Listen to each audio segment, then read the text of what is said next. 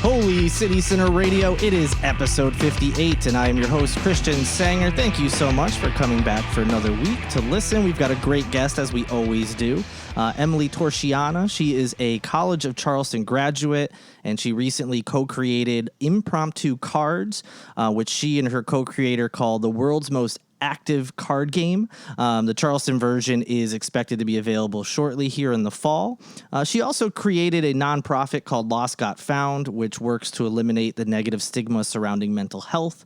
I've talked to her about that organization before. We'll touch on it a bit, but the focus will be on this new card game that she created. It's really interesting, and I think a lot of people will not only like the story behind it, but will like the game itself. So I'm excited for you all to hear that. And I've spoken to Emily several times through the years for the website, during the pandemic when I was doing like an Instagram live kind of thing periodically. And she's always just a great person to talk to, and she's always doing something cool. So I'm looking forward to you all hearing that. Before that, of course, we've got some things to talk about. First, some updates in my life, and then we'll talk about some of the biggest stories going on. First, as I mentioned in the last episode, I've had family in and out over the last few weeks. My parents have pretty much stayed, or not pretty much, they have stayed straight through these last few weeks. But other members of my family have, come and visited. I talked about my brother, my sister-in-law, my niece and nephew. We had a great visit. My cousin came in with her husband and two kids. And then one of my aunts stopped by for a day. She was here on a trip. It's like a group trip that she's a part of, and they just happened to be coming to Charleston. So she came in early to see my parents and myself. And it was really nice to be able to have so many members of the family here, and being able to share Charleston and some things with them. It's been great. Lots of good times. Some stuff is kind of boring, just hanging at home with your family. So I won't tell you all about that, but stuff that I'm sure everybody can relate to. Just sometimes just hanging out at home with your family is a lot of fun and relaxing, and it just feels like home, of course. But we did go out to eat and do some fun things like that, and the beach, and all sorts of good things. But the one thing I will go into detail about was a really cool, will become a really cool memory, and was just a great experience. My mom has been wanting a tattoo for years and years. I think since I came home with my first one when I was in college, she started to think about it, I think, and she started looking into it and thought about it. So for years now, she's been talking about getting one, been looking at what she would want to get. But I never really thought she would do it because my dad, for whatever reason, just doesn't like tattoos. I'm not sure why or what about them or what his aversion to them are. So I just figured, maybe she just won't get it. But she always would periodically bring it up. But for some reason, this trip, she was ready to roll. She kept, I thought she was kind of joking at first, like, hey, Christian, when are we going to get tattoos? And, I was like, look, if you really want to, I think that would be cool for us to go together. And she was, she was the one kind of the driving force behind it. I was like, all right, she really wants to do this. I'm down. And I've, been wanting to get another one, and I hadn't really settled on one yet. But, when they were here, I saw someone out with a tattoo of New Jersey on their leg, like just the outline. And I was like, I really like that. And I have a friend who has a tattoo of the state she's from, same thing, just the outline. I was like, I always really liked her tattoo as well. So it was kind of like kismet. Like I was just like, I'm going to get Connecticut, where I'm from. That'll be my next one. It just worked, where I was like, yep, that's the one I want, and was set on it and ready to roll. So once I did that, we decided to go, and I reached out to a couple friends because the place I got my most recent tattoo at had closed. And so I reached out to some people, hey, who do you go to? Who do you like? And I got lots of recommendations around town. But a friend of mine said, hey, my friend just opened a spot on James Island called The Edge. And he's not only did he do my last tattoo, which is awesome, he's a family friend. His name is Ricky Miller. And so I was like, oh, that's, that works for me. It's nearby where I live. It's actually the same building I got my last one in. So that made it even more, it made that a little bit easier for me to go to. It wasn't like a new venue. It'd be the same building, just a different artist. And like I said, it was nearby. So I was like, yeah, what the heck? Reached out to him. He was really great about communicating with us and trying to work out, a time that we could come in. And it was a really great experience. So yeah, this past weekend, when you hear this, it'll be 2 weekends ago. My mom and I went and got tattoos. We got different ones, not matching. But it was a great experience. It's fun. I've always liked tattoos on other people, and I've always enjoyed, getting some myself. Not that I'm covered by any means, but it was just fun to be able to share that with my mom. A cool experience and memory we'll have. But she was just so excited too, which made it even better. Like we walked outside the tattoo shop, and she loved what she got. She was so excited about it, and so that was great to see. And yeah, it'll just be a great memory, I'm sure, for both of us. And definitely one of the highlights this trip, in which there were plenty of highlights. We had lots of good times, and it was great. A lot of fun, and I'm glad that she is enjoying her first ever tattoo. And I have a feeling, based on what she said, it won't be her last, probably much to my dad's chagrin. But no, he even told her, oh, you know what, I do like that, what she got. He did say he liked it. It's nothing crazy. She wasn't getting like her whole sleeve done or anything. So, he did say he liked it. So everything is good there. Yeah, it was great to have them here. Outside of that, football season has started. I'm excited about that. I'm sure a lot of you are as well, if you're Clemson or South Carolina fans. Unfortunately, my alma mater has been very bad at football for a while, and they are currently 1-2, but looking okay. UConn is not very good at football. We are a basketball school for sure. But thankfully, my favorite pro team, the Giants, are 1-0 after an exciting victory. I've been riding high on from that. So, I had to bring up that the Giants won, because I don't know how many times I'll be able to do that. Outside of that, I did a couple of fun things. One, I was asked by friends of mine, Nicole and Mark Gordon, this couple who before I started this podcast, they had invited me on their podcast called Meeting Charleston. And the show went good. The interview went well. This is a few years ago now. And we stayed in touch. And at one point they asked me, hey, we're thinking about doing like a spin-off of our podcast. This was after the George Floyd video came out, and there was a lot of protests around the nation, including here in Charleston. They felt like maybe we could do a series of interviews with people in the community about race and Charleston's history with it, and where we go forward and what we need to do. And I thought it was a really cool idea. So we did a few episodes together. Unfortunately, we were doing it a little bit later in the pandemic, but it was still it was tough to get interviews and know when we should be doing stuff in person together and when not. And, eventually the series just kind of ended. And they seemingly took a break from their podcast as well, but we stayed in touch. And they knew I created this podcast, and they invited me to co-host an event with them. They wanted to do a question and answer, meet the candidates type event with Joe Cunningham, who, of course, is running for governor, and Dr. Annie Andrews, who is running for Congress, South Carolina's District 1 seat, which is currently occupied by Nancy Mace. And so they wanted to know if I would help them out as far as coming and asking questions of the candidates with Mark. And I was happy to do that. It was great.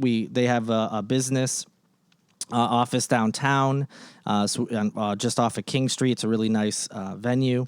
So it was held there. Both candidates did agree to come, and after some mingling, there was like food and drinks, and a decent amount of people showed up. I would say maybe 40 people or so showed up to the event.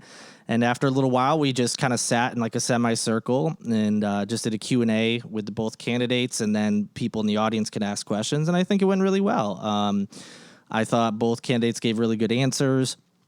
There was some people in the crowd, obviously, who were already for sure going to vote for both candidates and just kind of wanted to see them in person and meet them and shake their hand, take pictures and stuff. But I think there was a few people that were maybe undecided.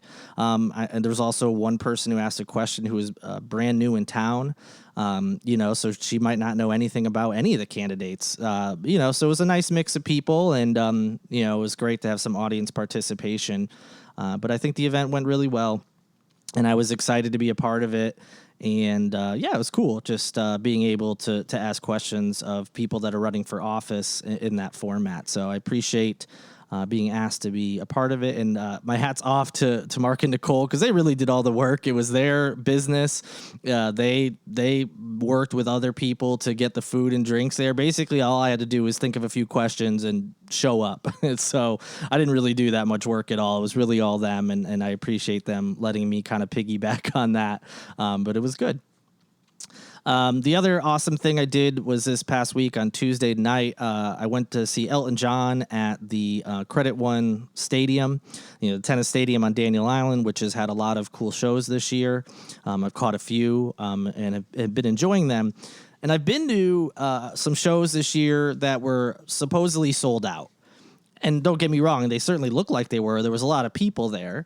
But, there might be a handful of empty seats here and there, which I would chalk up to, maybe people didn't go. Maybe people were trying to resell tickets and they didn't sell and things like that. But this was a whole other level. They said the show was sold out, and it felt like it. It was packed. There was no opener. The show started at 8. I think I arrived on Daniel Island at like 7:20, and I had to park in an area a friend of mine had told me about that was free, that there was nobody, wasn't the official parking lot. It wasn't even the plaza, behind, which a lot of people used to park in, but now they have people patrolling to make sure you're not parking like in what I think it's Publix or whatever that's right there. But the free lot that I've been going to all of a sudden was no longer free for this show. It was $15 or $20, depending on where it was. So that was kind of a bummer. And I should have known at that point, okay, this is going to be a whole different experience. But yeah, it was packed. The line to get in was insane. Thankfully, having been at a couple shows there, I kind of knew of a little bit of a secret that still worked out. People line up on both sides of the gates, but they have multiple lines once you turn the corner. And so I just walked past the line and went right in the main entrance. There was a much shorter line that was there that people just didn't know about. So thankfully that was still available, and I got in well before the show started. But since there was no opener, very few people were just hanging out in their seats. Even at that point, they were, in line for drinks. They were getting food. They were, the merch line was insane. There was like a Chick-fil-A truck in there and another food truck, and they had huge lines. It was packed. So whatever their definition of a show being sold out, it felt a little different for this. And I don't know if that's because they sold more tickets, maybe for like a GA type situation. I don't know, but it was crazy. And also crazy were the ticket prices. If anybody was looking, on Ticketmaster, the resellers, the prices were insane. And so I wasn't going to go. But the day of the show, I was kind of refreshing the site, seeing if some of these resellers would drop their prices. And thankfully, a few did. So I scooped up a ticket, and I'm really glad I did, because it was a really great show. The downside was it was packed. If I had gone and sat in my seat, which was like in the 300 level, I probably wouldn't have had as good of a time, because even up there was packed. I decided to kind of just walk around the venue, basically. They have like a mezzanine level, and as long as you don't camp out on the railing where some of the handicap seating is, and right behind the 200 level, as long as you're not there or actively in the walkway, security kind of lets you go. So I just kind of bounced around. I'd walk across the concourse, or go out, kind of just walk, not completely outside the venue, but just kind of walk around, and kept myself active. It was a lot better that way, because, big crowds are already a little tough for me. And I just did not want to be smooshed with a bunch of people. It was hot. I didn't want to be, crunched up against people on the 300 level of a venue sweating, and that didn't seem fun to me. So thankfully it worked out. Show was amazing. I did bump into some friends of mine, so I got to spend a little bit of time with them, which was good. And just great, just an amazing performer. Supposedly he's on his farewell tour. I say supposedly because we've seen bands like the Rolling Stones say, this is our last tour ever, and it just keeps going. So if it is his last tour, this is his last ever show in South Carolina, and it was great. I had a really awesome time, and I'm sure if anybody else went, you did as well. But the downside was leaving. I left I figured the last song was playing. I'm like, I'm getting out of here. And I tried to go to an exit, and they had blocked it off for some reason. And nope, you can't go this way. You got to go back around. I was like, okay. And so I started to backtrack. And of course, before I could get to the stairwell, the concert ended. and everybody was leaving, and it was just packed. It took a long time to get out of the venue. It took a long time to get to my car. Once I was at my car, I had to sit there in the back of this parking lot forever. Then I had to sit in line when I could finally back out of my space. And yeah, it was a late night. So that was a downside as well. All the concerts on Daniel Island are a nightmare to get out of there, but this was a completely different level. So keep that in mind if you do catch any shows there. There's a couple left this year, or, they'll hold them in the future, of course. Just keep in mind that plan for sitting for a while if you stay through the whole show. Getting that many people off the island at the same time is a little tough. I was home well after midnight, which for me is very, very late these days. So I was a little sleepy for sure, but well worth it. It was a great show, and glad I went. So enough about me bragging about all the great things in my life. We'll go on to the topics now, the biggest stories that are going on. First up, our wonderful Senator Lindsey Graham has proposed a new national abortion restrictions bill. Senator Graham introduced this bill this past Tuesday that would ban abortions nationally after 15 weeks. The legislation does include exceptions for situations involving rape, incest, or risk to the life or physical health of the mother. Okay, Lindsey Graham, this probably doesn't surprise many of you that he would propose an abortion ban like this. What is surprising to some of you, but not to me, having followed Lindsey Graham for over a decade now, and just knowing how he is, this runs counter to things he said literally a week before he introduced the bill. A week before he decided that he's going to put out a national abortion restrictions bill, he was on, I believe it was CNN, saying things like this, quote, "I think states should decide the issue of marriage and states should decide the issue of abortion." He went on to say, "I have respect for South Carolina. South Carolina voters here I trust to define marriage and to deal with the issue of abortion, not 9 people on the court. That's my view." So he says that stuff a week ago. And the reason he's mentioning marriage, he was asked about marriage equality, since that is now something people think may get appealed as well, just like the Roe v. Wade was, because the reason they appealed Roe v. Wade is kind of on the same, the reasoning they used would also apply to marriage equality.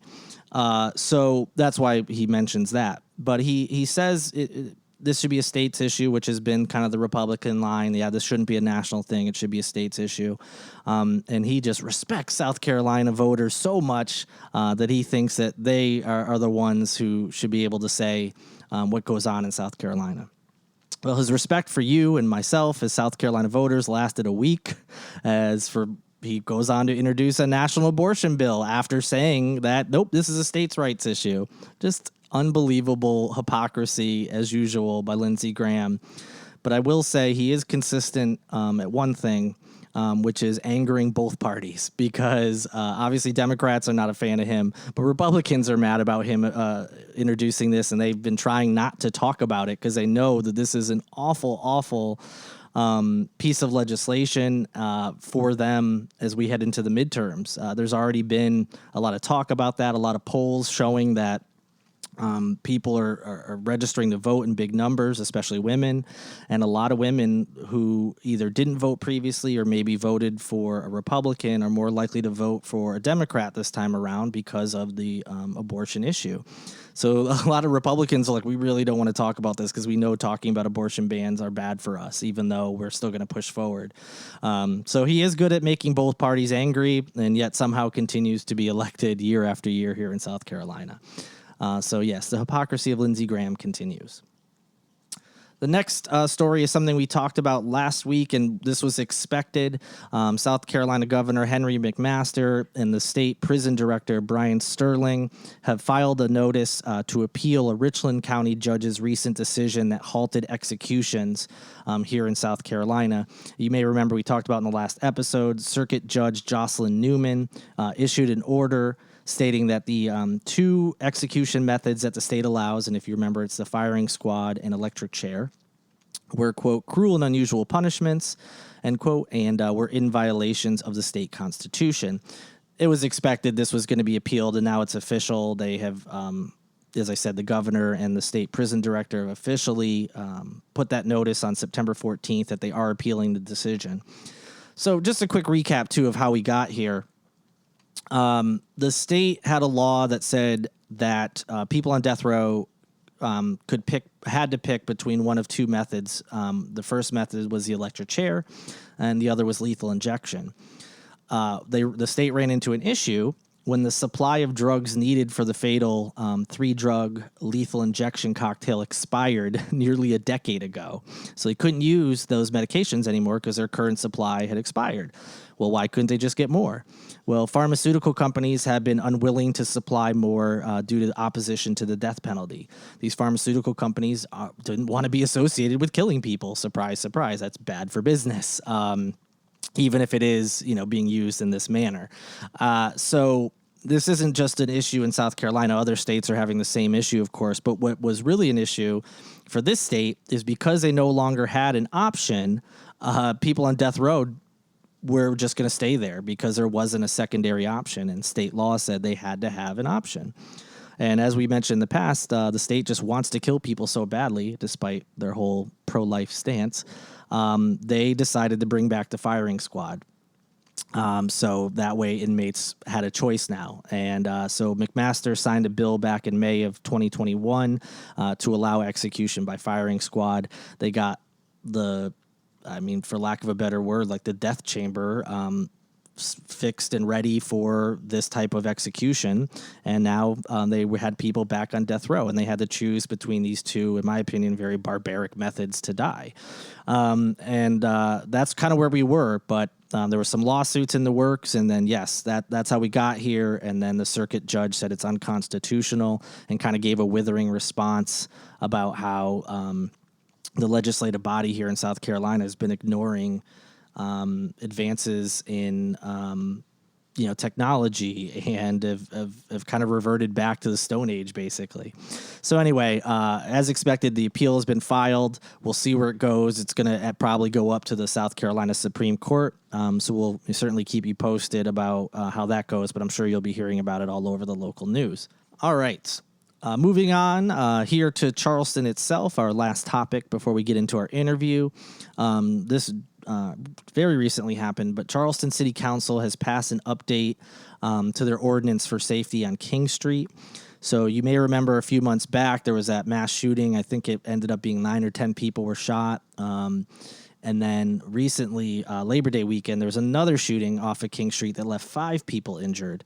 And, of course, a lot of people have been worrying because of these incidents and some smaller ones as well about safety on King Street, particularly late at night. So the city council has been debating some measures on what to do. And in an effort into what they think will make the area safer, city council this past Tuesday voted on an updated ordinance that will hold businesses serving alcohol after midnight accountable for certain things that may happen downtown. The ordinance received unanimous approval, so everybody on council was on board with this.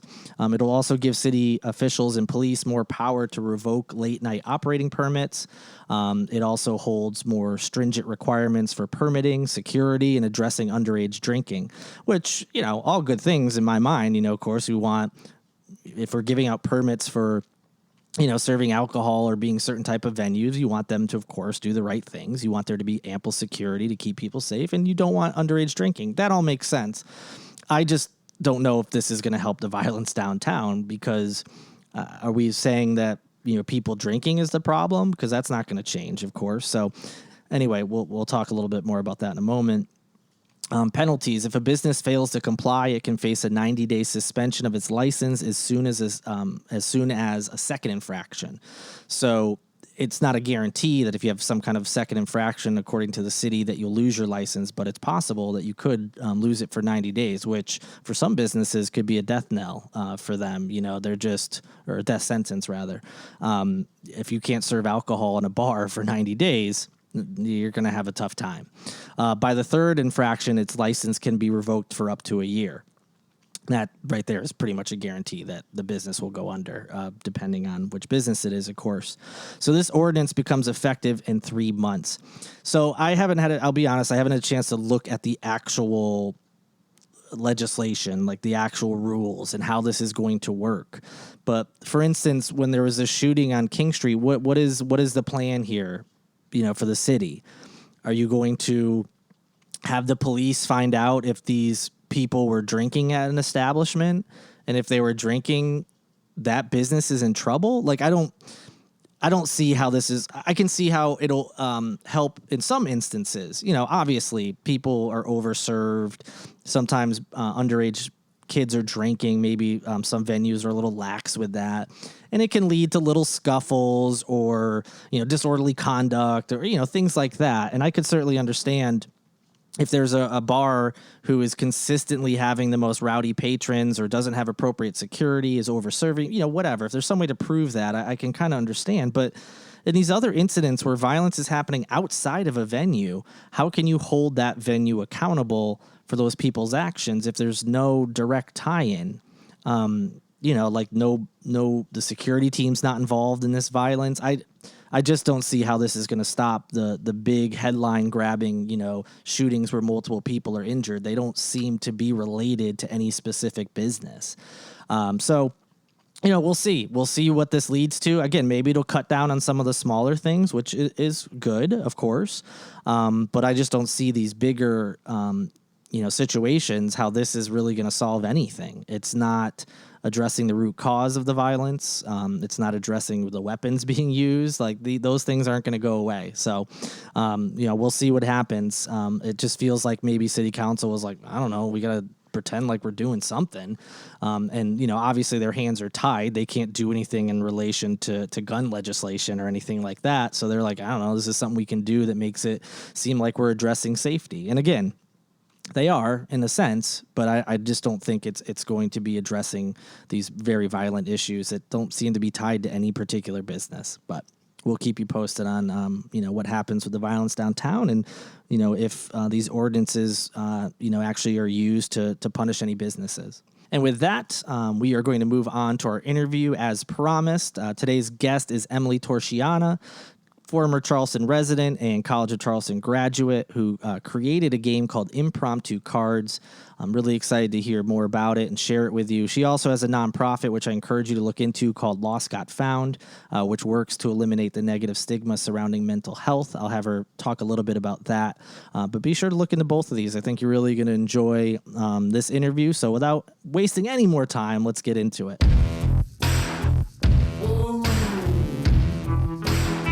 And joining me now is my guest, Emily Torchiana. How are you doing, Emily? Thank you so much for joining me. Thank you for having me. I'm really excited. Yeah, we've known each other for a few years now. When you used to live in Charleston, you're out in LA right now, and I've always enjoyed talking to you in general, but also about the projects you're involved in. And we're going to dive into your newest one here in just a moment. But before we get into that, it'd be great, I think, if you want to just give a little background about yourself. Whatever you want to share with people, so they kind of have an idea of who you are. Awesome. Sure. So I'm originally from Philadelphia, and then I went down to South Carolina to the College of Charleston.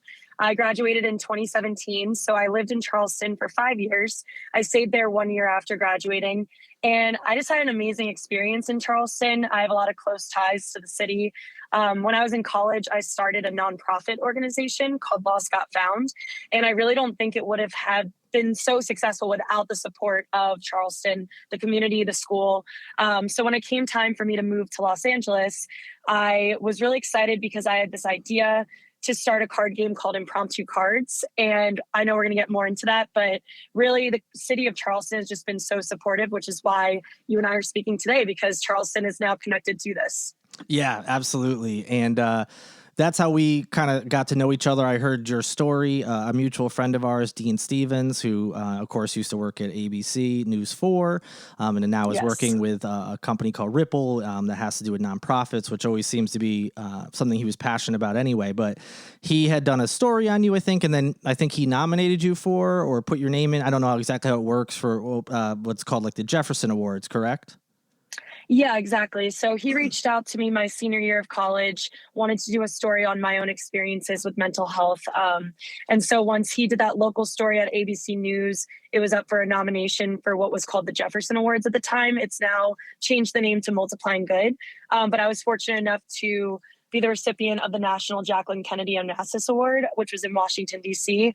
But really, I give thanks so much to ABC News 4 and to Dean for connecting me with you and for all the opportunities that he's given me as well. Yeah, that really opened it up for your nonprofit, and opened a lot of doors for you being on TV and then getting that award, and that has continued to grow. And we're definitely going to talk about your new project, but just real quick, how is Lost Got Found now doing a few years in? I see you're still traveling to schools and giving presentations and things. Is it still going pretty strong? Yeah, so when I was in college, I started Lost Got Found because my ultimate goal was to become a therapist. And at the time, going to school in Charleston and getting my undergrad degree, people would come to me for support, and I wasn't able to give that clinical advice. So I started Lost Got Found to really start sharing my own story, hearing stories from others, and it's still continuing for sure. Right now, I'm in graduate school to become a clinical psychologist. So the ultimate goal is to lean more into that ultimately, and to use Lost Got Found as a bridge to help people get the help that they need and to continue sharing their stories. So I am still going to schools and speaking part-time, and really am blessed to do that and learn the stories of many students around the country.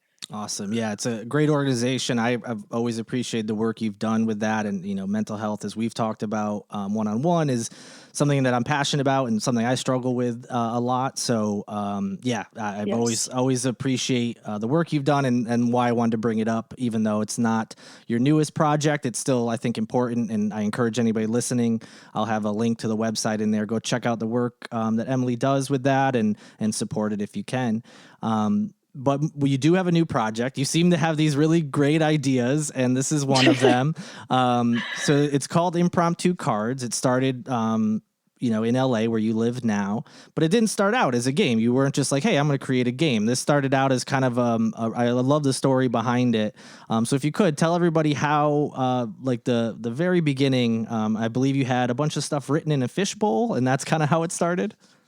Yeah, exactly. So when I moved to LA, I only had a handful of friends, some of which went to college at Charleston, which I was grateful for when I moved out. But going from a smaller city like Charleston into a larger city, like Los Angeles, it was really intimidating. And I also had just recently gotten out of a relationship. I felt like I'd kind of been codependent with my happiness on others. So if people weren't reaching out to me for plans, I really wouldn't be doing much.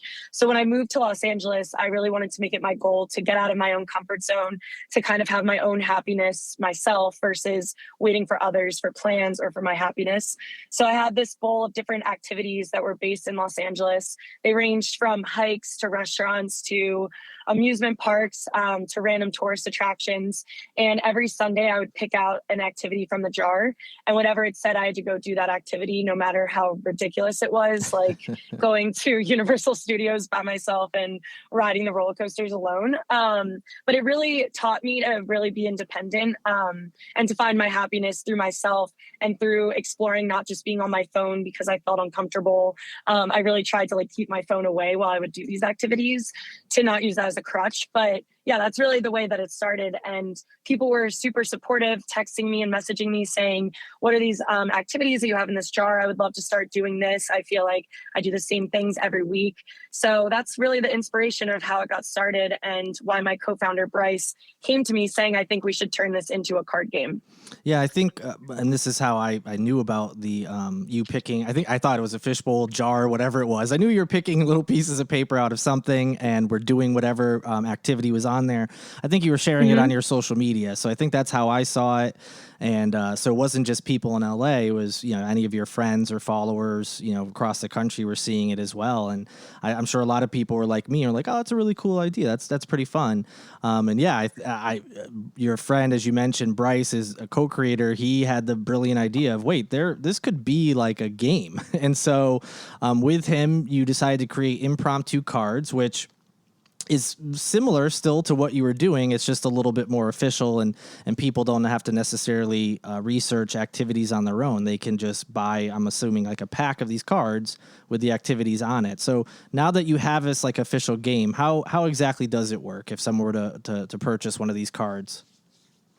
Yeah, sure. So we start with Los Angeles because that's where we both are now based, and it's 40 cards in each deck. So now that we're now launching the Charleston edition, it's the same thing as the LA edition, just Charleston-based activities. So what it is it's a deck of cards. There's 40 cards, and each of them has a different activity on it.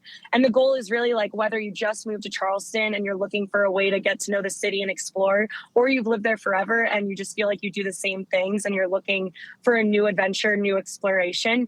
You just pick a card, and whatever it says, you literally go do it. So obviously, if you don't like the card or something, I can't keep track of if you're actually going to move forward doing it. But we really tried to pick a bunch of different types of activities, whether it be some of the history that's within Charleston, different restaurants, going to River Dogs games, things like that, that would be so sporadic and different for people to do in Charleston.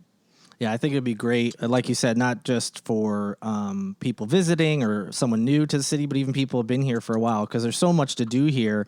And I'm sure a lot of people like myself know about, activity A, activity B, but just never get around to it for whatever reason. And so this might be an opportunity to be able to do that. And I think there's a lot of opportunities for people to make this a thing, whether it's, someone you're dating or a family member comes to town or friends. You're like, hey, we got nothing to do today. And we just pull one of these cards and go do whatever it says. So I think it'll be a lot of fun for folks. And I'm assuming the reception in LA, since you launched there first, has been pretty great, which is why you're expanding to other cities. Yeah, so both Bryce and I have full-time jobs. This was never expected to become a bigger thing, but we've been really grateful for the support in LA. Somehow Ryan Seacrest had heard about the card game, or his producers, so we were able to go be interviewed on Ryan Seacrest. And what we didn't realize when that interview happened was it was a national interview on his radio show. So what we saw from that was the requests from different people from different cities then wanting it to come to their city. So that really made us change our mind on like, wow, we actually could grow this, take it to other cities. We went back and forth. Bryce doesn't have any ties to Charleston, so his idea was to go for more of a bigger city like New York or Chicago. But because of the support that I had with Lost Got Found with my nonprofit, I was really wholeheartedly wanting to do Charleston next. And so far we've pre-launched Charleston. It's been really successful, and we're really appreciative of the support that we've received so far. That's great. So I'm assuming with Charleston anyway, you were able to think of things, obviously, because you lived here and you knew some activities, but I'm guessing you also, maybe did some research or asked other people. How did you decide which activities to include? Yeah, that's a good question. So nothing that we want in this game is for us to just have our ideas in it, because what I like to do may not be what others like to do. Right. An example of this was when we were making the LA pack. I had something about like taking a helicopter tour of Los Angeles, and I surveyed my friends, and like 9 out of 10 of them were like, I would never do that. So I was like, okay, so just because I would do that doesn't mean other people would. So what we do is we come up with a list of our own activities that we think. So for Charleston, I had my personal list, and then I surveyed my social media and some mentors and friends that are in Charleston to then submit a survey with different ideas of what they wanted to do, and then kind of compiled that list from the most viewed answers. Like one of them was the Pitt Street Bridge, which I've actually never been to in Charleston, but that was like a huge answer to watch the sunset in Charleston at the Pitt Street Bridge. So clearly that's something that people like to do. So I added that in as an activity. And then other ones that I'd never really heard of, I did some research on. And then if I found them to be interesting and spontaneous, those also got added in. So we started with a list of probably like 200 activities and then narrowed it down to the 40 that are in the deck. Very cool. When you were talking about these activities in Charleston, it made me think, when you were doing your LA list, what is there one that you pulled, when you were starting this, that is the most memorable to you, or something that you absolutely never would have done if you didn't write it down and pull it from your jar? Is there anything that sticks out? Yeah, definitely. So for me, heights and flying are something that I'm very scared of. Mm-hmm. And I picked out of the jar to go paragliding, which I'd heard from someone that it was like very calm and chill. But then once I got to the place, they're like, oh yeah, some people think this is scarier than skydiving. So I was like, oh great. Oh my I'm gosh. very fearful of this. So I did it, and it was really scary, but it was so cool. I did it above Torrey Pines, which is actually in San Diego. And so at that point, I was kind of trying to get to other areas of California as well. But yeah, I would say that's the most memorable because it was terrifying but exciting. That's really great. I'm surprised, you would even put that in your jar, like I'm going to put in this thing that I'm scared of, but I'm going to put it in there. And if I pull it, I got to do it. Like, that's really brave to do that. I don't know if I could have done that. If I made a jar, it'd be like stuff that I knew I'd be okay doing. But right. sometimes, being pulled out of your comfort zone, you end up doing some incredible things that, you never would have. And I'm sure it sounds like you definitely don't regret doing it, even if it was a little stressful at the time leading up to it. Yeah, exactly. And I also feel like something I didn't mention before was when I was living at home in Philadelphia, planning to make the move to LA, I was sexually assaulted. And I feel like that truly changed my outlook on life, because I think along with the codependence in previous relationships and other things going on, I think I really changed my outlook to be wanting to live each day fully, because I had become into a very dark place after that moment. So going to LA, even though these activities, some of them are like terrifying and things I would never want to do, I do feel like after I do them, I feel a sense of accomplishment of like, okay, I can do something, like I did something different. I lived life to the fullest in some way today. So Bryce and I actually have a goal for Impromptu that if we reach a certain amount of card decks sold, we're going to go skydiving, which is my actual ultimate fear. Again, that will be whenever that happens. And that'll be the day that I probably throw up. But yeah, just very exciting stuff. And even though it's scary, I think it like makes you grow out of your comfort zone. For sure. And, we've talked about the situation you just mentioned before, but, I'm sorry that happened to you. I appreciate you being willing to share that again with not just me, but you've shared it on your own channels and everything in relation to Lost Got Found. That takes a lot of bravery as well. And you just, being authentic and explaining everything you went through. I know a lot of people appreciate that. And it's great and amazing that you have tried to look at it in this perspective of, this awful thing happened, but it also led to me realizing I need to, live every day to the fullest and try to make the best out of everything and take these chances. So I think that's really brave and really admirable that you're doing it. And I appreciate you, sharing that again. I know it can't be easy for sure. But yeah, it's great to see you turning that into a positive, which was kind of how Lost Got Found started as well, with your own struggles. You wanted to be able to help other people, which is pretty great.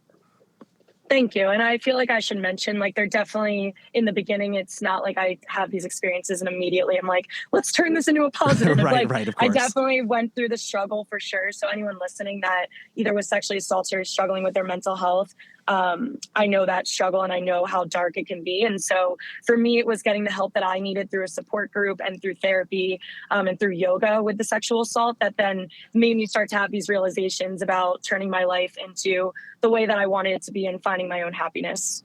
For sure. And, you made the move out to LA. You came up with this game. You didn't know it was a game at the time, and we're able to do these incredible things. And when we were speaking to each other during the pandemic, you had just mentioned how much you were enjoying LA and everything seems to be going great for you out there, which is awesome. And now, not only are you in this new place and going to grad school, but you still have a nonprofit that's going. And now we got this fun game that's about to launch in Charleston. Do you have any firm details on a date when that's going to be launched in the area or when people can get it? Yeah, so it's in full production right now. We're expecting full production to complete by the end of next week, and then it will be shipping by mid-October. So by mid-October, those who pre-ordered it will have their decks in hand, and anyone else who hasn't ordered it yet, there's still an opportunity to buy them, and we will be shipping mid-October, which we're really excited about. Where can people go to sign up to purchase or, get more information? Sure. Our website is impromptucards.com. So it's IMPROMPTU cards, CARDS.com. I think I spelled that right. If not, I'll make sure I put the right link in the show notes so people can easily click on over for it and purchase those packs. I believe you have plans to expand to other cities. I don't know if you have anything solid as, okay, after Charleston is this city or this city, but are there any that you have already announced or that you're planning on right at when the Charleston one is done, or is this kind of it for now? So we have plans to launch Chicago, New York, and possibly Philadelphia, where I'm originally from after that. And then more general decks, what we've heard is if someone lives, let's say, in Iowa, right now that's not at the forefront of our minds to have a deck there because of resources. So we're actually working on non-city specific decks as well. So right now on our website, there's a non-city specific game, which is the Couples Edition. So you could play it anywhere in the United States, and it's more general activities for couples to do to try and be spontaneous, get out of their comfort zone without having to live in a set city. Oh, yeah, that's a great idea. I was wondering that, because some states, although every state, of course, has a handful of cities or whatever, they may not be as well known as a New York or a Chicago. And of course, there's a ton of people who don't live near a city or maybe don't like cities, just not their thing. Right. So that's a great idea, too. I didn't realize that you had that addition. So I'm guessing it's things like, go to a dinner at a certain restaurant or, maybe not. I mean, obviously, you're not going to have an official name in there since it's available to anybody. But, just like couples activities that you can do kind of anywhere. Yeah, exactly. So one could be like, tonight it's breakfast for dinner. So cook something breakfast related with your partner, or replicate a high school date night. So go to an arcade or bowling or mini golf. So it's more general activities, but specific enough that it helps people find things to do without just the same old of like, okay, I guess we're getting dinner again this week, and just trying to bring back that spontaneity again. Yeah, that's really great. People, everybody does. You kind of get in your groove of things. And then when you're like, oh, we should do something different. And for whatever reason, your brain just blanks and you're like, I can't think of anything new. So it's cool that you could just be like, oh, well, let's just consult this deck of cards here and have a good idea. So that's pretty great. Thank you. And those are for sale as well right now, if anyone listening is interested. Yes, they're up for pre-order, just like Charleston, the Couples Edition. So that one will be shipping later than Charleston. Charleston was the main focus for right now. But yep, we already have people interested in that. So we're really excited to go to these other cities that we don't necessarily have specific decks for. Awesome. Well, I think that kind of covers the cards. They sound amazing, and I encourage everyone to look into them. Is there anything we didn't talk about, or an aspect of the product that we didn't that you think is important, or anything else that you want to let folks know before I let you go? Honestly, no. I just want to thank you for all of your support with Lost Got Found and Impromptu Cards over the years. I feel like it's one thing to have an idea of a business or a nonprofit, but it wouldn't be sustainable without the support. So I genuinely mean it when I say I'm very appreciative of all that.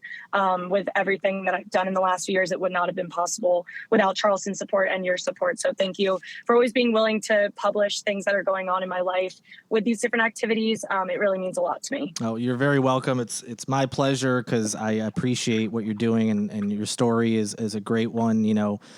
Some ups and downs, but a lot of ups, and just keep yeah, no problem. And you keep just coming up with great ideas and thriving and doing so awesome. So it's my pleasure, and I appreciate the work you're doing, especially with Lost Got Found. So yes, but happy to do it. But thank you again for joining me.